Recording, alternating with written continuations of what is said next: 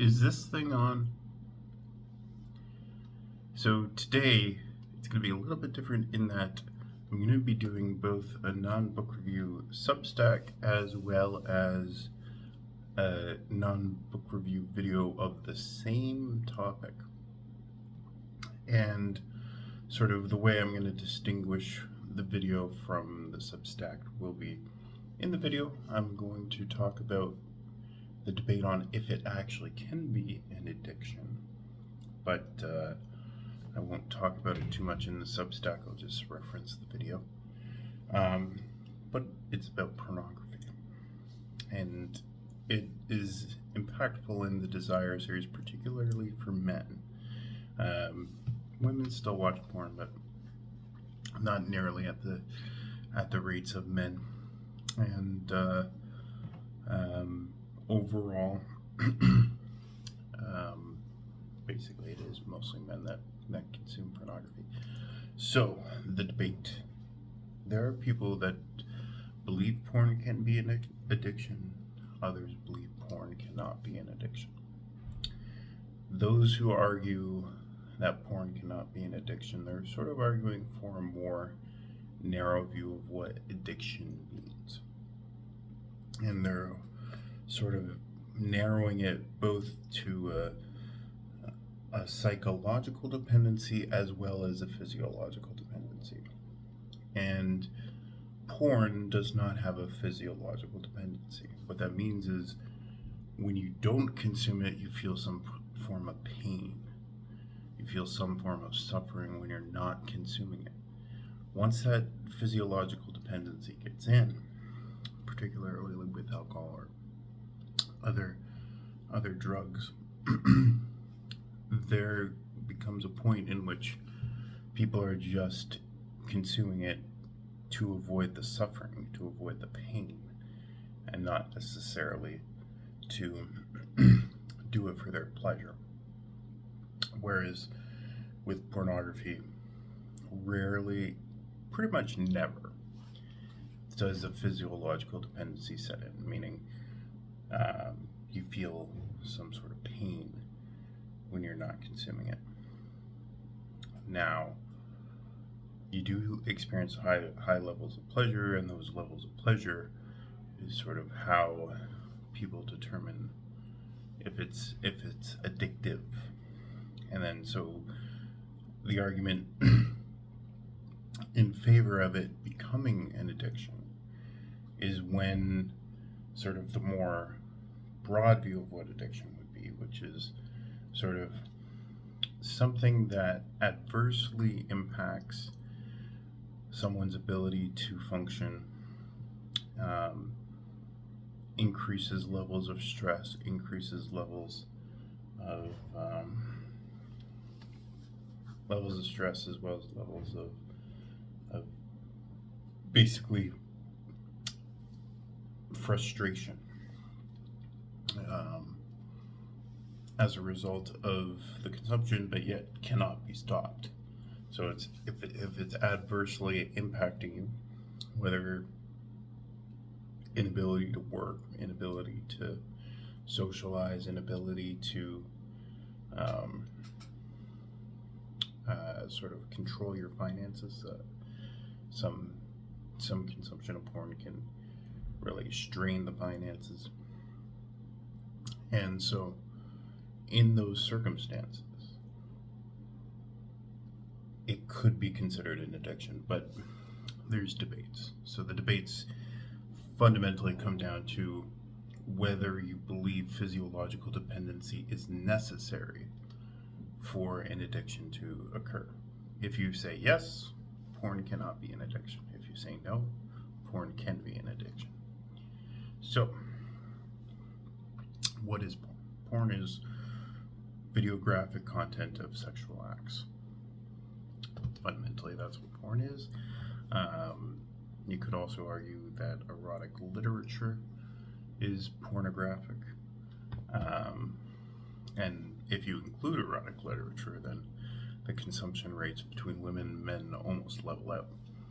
But I would argue erotic literature isn't quite pornography because there isn't the visual element.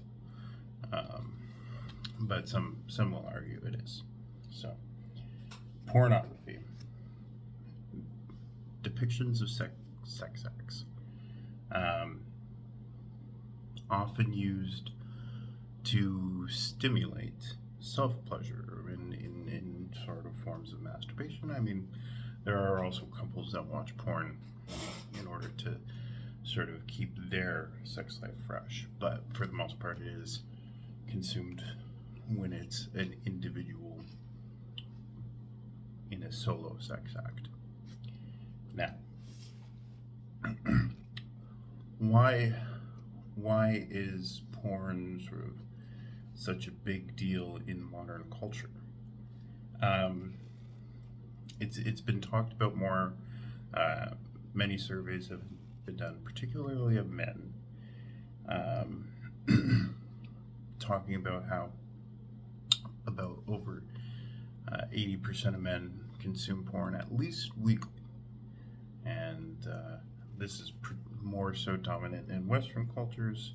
Some cultures have completely banned porn, internet pornography, but porn has existed for millennia. Videographic porn, ever since the camera came out, has been made.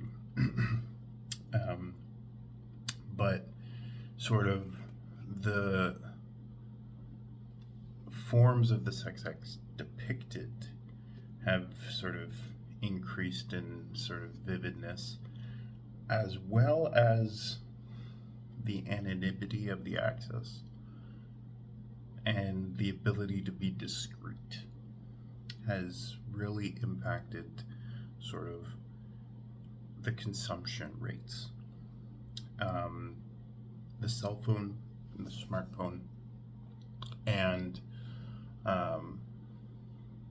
the ability to access it on the internet has increased consumption rates. Your ability to do it within the sort of your own home. Now, even sort of in the 1970s to the 1990s, you could still like get cassettes and stuff like that. But the thing was that it was like a physical media. And the thing was, eventually people would get bored of those physical medias because you'd be watching the same 4 or 5 videos all the time, and eventually people would get bored of that. Whereas the internet has allowed digital media to occur, and digital media allows a large variety. And what this does, particularly for men, is they can choose to just self-pleasure themselves. And eventually it does increase the number of men who are not interested in sexual relationships, because they can just pleasure themselves. They are not interested in the work it takes to have and obtain a sexual relationship, whether with a woman or any other gender. Particularly, it's more heterosexual, just because generally speaking, it's harder for sort of social boundaries to be broached between different sexes. It's typically easier to socialize with the same sex, so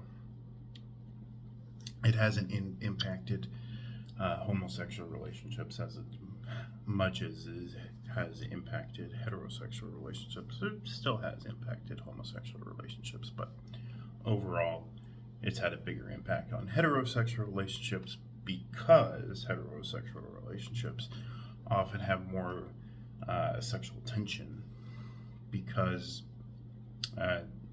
sort of men and women operate differently, generally speaking.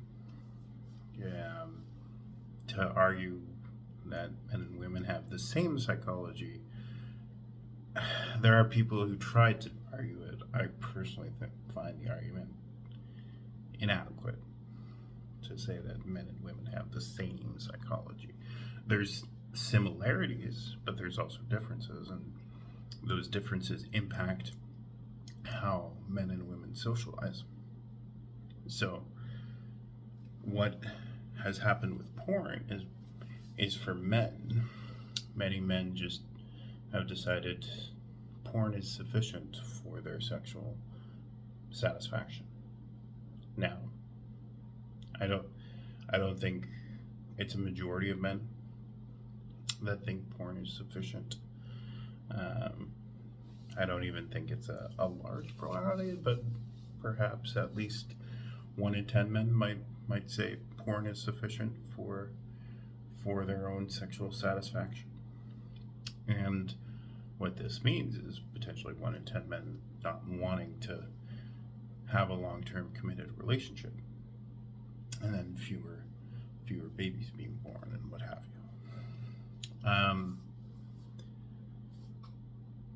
Some people say that's fine because maybe these men weren't socially adept in the first place. Maybe these men weren't socially sort of pro-social. Maybe they were anti-social men that would have harmed other people. So if they're just consuming porn, they're not doing any harm. And then there are others who take the approach that although maybe yes, 1 in 10 men are saying their needs are satisfied, there are also some portion of men that say they aren't satisfied, yet they still consume it regularly. And how do we broach that subject? Because it's not to say that like all women would immediately reject a man who watches porn, but a lot of women will be turned off if a man consumes porn regularly.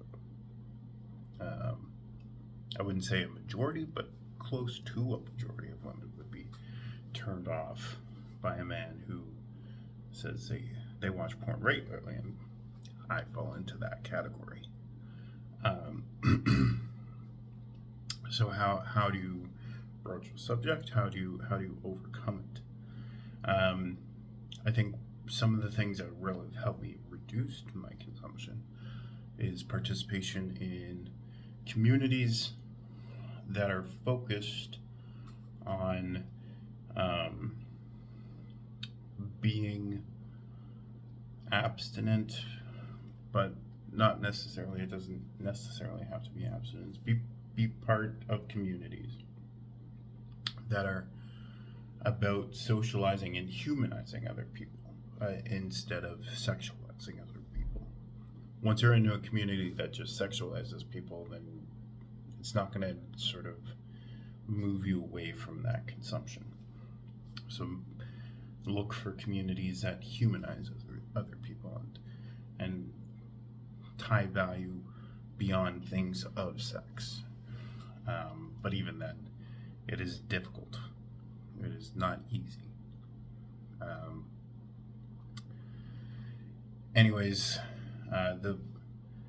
I think this latter portion that I talked about, I'll get more heavy into in the Substack, and then sort of that'll differentiate the video in the Substack is what pornography does.